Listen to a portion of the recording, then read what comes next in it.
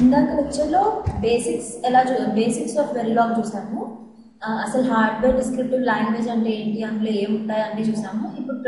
ఇప్పుడు లెక్చర్లో మాడ్యూల్, మనకు ఆల్రెడీ మాడ్యూల్ ఎలా స్టార్ట్ చేయాలో తెలుసు. మాడ్యూల్ తెలుసు, దానికి ఎండ్ మాడ్యూల్ రాయాలో తెలుసు, మధ్యలో ఏమైనా స్టేట్మెంట్స్ రాయొచ్చు, అండ్ ఇక్కడ పోర్ట్ లిస్ట్ రాయొచ్చు, ఈ మధ్యలో మాడ్యూల్ నేమ్ రాయాలి అండ్ సెమికోలన్ పెట్టాలి. ఇది పోర్ట్ లిస్ట్. పోర్ట్ లిస్ట్లో ఏం రాయాలో ఇప్పుడు చెప్తాను. పోర్ట్ లిస్ట్లో you can have input ports, output ports or inout ports. మధ్యలో మనం ఏదైనా ఒక బ్లాక్ ఉంటే ఆ బ్లాక్కి ఏ అండ్ బి అనే సిగ్నల్స్ ఇన్పుట్ అనుకో, బి సి అనేది అవుట్పుట్. దెన్ ఈ రెండింటిని ఇన్పుట్ అని రిప్రజెంట్ చేస్తాం, దీన్ని అవుట్పుట్ అని రిప్రజెంట్ చేస్తాము. ఒకవేళ this signal should be used as input port and output port, appudu it is declared as in-out port. And okavela this is a connection to the next port.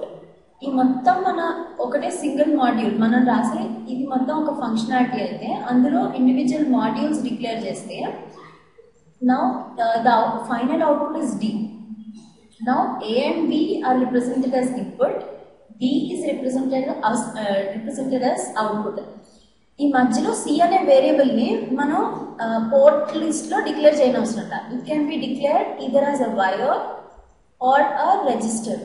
Generally it is declared as wire, ఎందుకంటే it is a connection, ఒక physical connection between two modules కాబట్టి it is declared as wire. ఇప్పుడు ఒక simple example, ఒక programme ఎలా రాయాలో చూద్దాం. ఒక 1 bit half adder.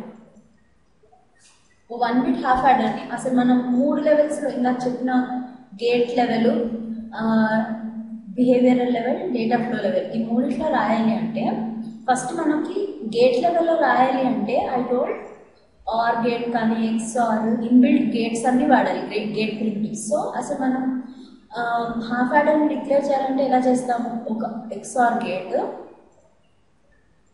A and B కి XOR గేట్ చేస్తే this is sum output, sum, and ఈ రెండింటిని యాడ్ చేస్తే it be our carry output.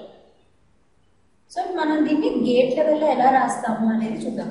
And బేసిక్గా ఇంకొక థింగ్ మనం చూడాల్సింది ఏంటంటే కమెంట్ని ఎలా రాస్తాం. అంటే ఇప్పుడు ఇది ఉందా, దీన్ని ఇలా సింగిల్ లైన్ కమెంట్ అంటే ఇలా డినోట్ చేస్తున్నాం, మల్టిపుల్ లైన్ కమెంట్ అంటే ఇట్లా రాసి ఎండ్ చేయాల్సిన చోట మళ్ళీ ఇలా పెడతాం. This is called as multiple line comment, this is single line comment. So ఇప్పటి నుంచి మనం హెడ్డింగ్ రాసే ప్రతిదానికి ఇలా సింగిల్ లైన్ కమెంట్ వాడతాం. ఇప్పుడు మనం హాఫ్ యాడర్ ఈ ఫిగర్ చూసి దానికి ప్రోగ్రామ్ రాయాలి. ఫస్ట్ మాడ్యూల్ అని రాయాలి, module name, half adder module name. దీని పోర్ట్ లిస్ట్ ఏంటి, A and B are inputs and sum and carry are outputs. So declaration A, B, sum, carry, semicolon. ఇక్కడ statements రాయాలి. Statements ఏంటి, first ఇవేంటో declare చేసుకోవాలి. So input A, B, output S and C. Now all the inputs should be declared as generally they are declared as wire, and output variables are declared as registers. ఇది gate లెవెల్లో ఈ statements compulsory కాదు, but behavioural లెవెల్లో ఈ స్టేట్మెంట్ని మనం miss అవుతే it will show an error. అంటే all the output variables should be declared as register. ఇప్పుడు అన్ని దీన్ని పోర్ట్ డిక్లరేషన్స్ అంటాం, పోర్ట్ డిక్లరేషన్స్. తర్వాత ఇప్పుడు మనం అసలు లాజిక్ రాయాలి. అసలు లాజిక్ ఏంటి, ఎక్స్ఆర్ గేట్లో ఇప్పుడు ఏదైనా ఒక గేట్ ప్రిమిటివ్ రాయాలంటే దాని ఫార్మాట్ ఎలా అంటే this is the output variable, ఇన్పుట్లు ఏముంటే అవి input 1, input 2. But for NAND gate కానీ నార్ గేట్ కానీ ఎక్స్ఆర్ ఆర్ వీటన్నిటికీ 2 ఇన్పుట్స్ ఉంటాయి. సో ఎస్, ఏ, బి అని రాయొచ్చు. బట్ నాట్ గేట్కి ఒకటే ఇన్పుట్ ఉంటుంది. సో సపోజ్ ఎస్ అనేది అవుట్పుట్ అయితే ఏకి నాట్ తీసుకోవాలంటే A not is stored in S. So that is a format. ఇప్పుడు ఎక్స్ఆర్ దేనికి రాయాలి, A and B కి XOR చేసి that is sum variable. So sum comma A comma B. And next carry కి ఎలా AND gate రాయాలి. AND gate C A comma B. And దీన్ని end చేయాల్సింది యాజ్ యూజువల్గా ఎండ్ మాడ్యూల్ రాసి ఎండ్ చేయాలి. ఇది బేసిక్ గేట్ లెవెల్. ఇప్పుడు మనం దీన్ని గేట్ ప్రిమిటివ్స్తో రాసాము. సపోజ్ ఇదే డేటా ఫ్లో లెవెల్లో రాయాలంటే అన్ని అసైన్ స్టేట్మెంట్స్తో రాయాలి. సేమ్ ఈ పైన ఇదంతా same module name port list తర్వాత ఇన్పుట్ అవుట్పుట్ డిక్లరేషన్స్ తర్వాత బయర్ రిజిస్టర్ అన్నీ రాసేసిన తర్వాత ఇప్పుడు మనం అసైన్ చేయాలి దేనికి. కానీ ఇందులో రిజిస్టర్ అని డిక్లేర్ చేయకూడదు డేటా ఫ్లో లెవెల్లో, ఎందుకంటే you can assign to only buyers. మనం రిజిస్టర్ అన్న దానికి అసైన్ ఇప్పుడు రిజిస్టర్ ఏ అని ఉంటే అసైన్ A equal to 1 అంటే that gives an error. Here this instead of register wire రాయాలి, wire declaration చేయాలి. సో ఇక్కడ ఇన్పుట్ అవుట్పుట్ మనకి చేస్తే చాలు. తర్వాత assign sum variable is equal to A XOR B.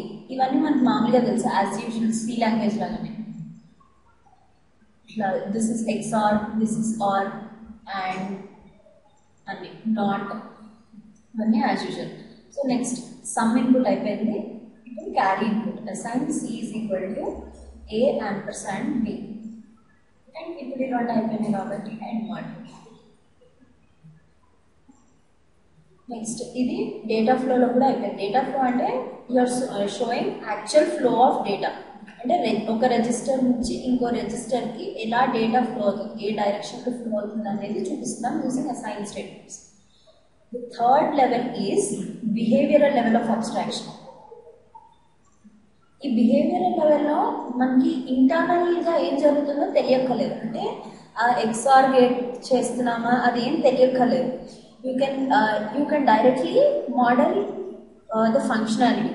అంటే ఇక్కడ కూడా సేమ్ మాడ్యూల్ రాస్తాము, ఈ పైన స్టేట్మెంట్స్ అంతా సేమ్, పోర్ట్ లిస్ట్ అంతా ఇన్పుట్ అవుట్పుట్ డిక్లేర్ చేస్తాము. బిహేవియరల్లో మనకు పక్కాగా wire and register are required. Wire కంటే ముఖ్యంగా register is very important. And ఇంకొకటి ఏంటంటే in behavioural level you start statements with initial or always. అంటే these are the blocks, procedural blocks అంటారు వీటిని. And initial behavioural level statements ఏవైనా under initial కానీ or else under always కానీ రాయాలి. If you have multiple number of statements, appudu you should include begin end. This is called block. There is another kind of block I will tell in further lectures. Begin and end majlo rayali. Ikkada now you have two statements. Ante initial rasi, initial begin end raskuni majlo mana two statements unnai. Sum అనేది assign చేయాలి, some అనేది XOR and carry అనేది ampersand. కొంచెం begin and చేసిన తర్వాత end module రాసింది. But జనరల్గా ఈ రెండింటిని ఎప్పుడు ప్రిఫర్ చేయాలి అంటే ఈదర్ ఆఫ్ దమ్ మనం సెలెక్ట్ చేసుకోవాలి ఎప్పుడు ఏది వాడాలి అని. ఇనీషియల్ ఎప్పుడు రాస్తాం, ఆల్వేస్ ఎప్పుడు రాస్తాం. ఇనీషియల్ కింద ఉండే స్టేట్మెంట్స్ అన్నీ ఒకటేసారి ఎగ్జిక్యూట్ అవుతాయి సింగిల్ టైం. ఆల్వేస్ అనే దాని కింద ఉన్నవన్నీ మల్టిపుల్ టైమ్స్ అనమాట. అంటే మనం జనరల్గా ఆల్వేస్ అని రాసేస్తే ప్రతిసారి వెళ్తూ ఉంటుంది. Or else always at the rate of star అంటే it includes all the ports and meaning. Or else always at the rate of some signal. A అంటే ఏ అని రాస్తే A is an input port. అంటే whenever A changes there is some change in A ఈ బ్లాక్లోకి వెళ్తుంది, అది అన్నిసార్లు execute అవుతుంది. అండ్ ఈ రెండిట్లో మనం జనరల్గా ఏది ప్రిఫర్ చేస్తాము మన స్టిమ్యులస్ బ్లాక్ మన మాడ్యూల్లో అనేది I will deal it in further lecture. And here జనరల్గా సి లాంగ్వేజ్లో మనకి ఏదైనా కానీ ఇట్ ఈస్ సీక్వెన్షియల్ ఎగ్జిక్యూషన్. కానీ ఇక్కడ in Verilog everything is concurrently executed. Concurrent అంటే ఇప్పుడు నేను స్టేట్మెంట్ 1 రాసి స్టేట్మెంట్ 2 రాస్తే రెండు ఒకేసారి ఎగ్జిక్యూట్ అవుతాయి. అంటే సిమ్యులేషన్ నాకు 0 టైం దగ్గర మొదలవుతే ఇది 0 టైం దగ్గర ఎగ్జిక్యూట్ అవుతుంది, ఇది 0 టైం దగ్గర ఎగ్జిక్యూట్ అవుతుంది. This is the case of Verilog, that is concurrency. కానీ సీక్వెన్షియల్ అంటే ఫస్ట్ 1 అనే స్టేట్మెంట్ ఎగ్జిక్యూట్ అయిపోయి సపోజ్ దానికి 1 సెకండ్ తీసుకుంటే సెకండ్ నుంచి ఈ సెకండ్ స్టేట్మెంట్ ఎగ్జిక్యూట్ అవుతుంది. So that is sequential execution.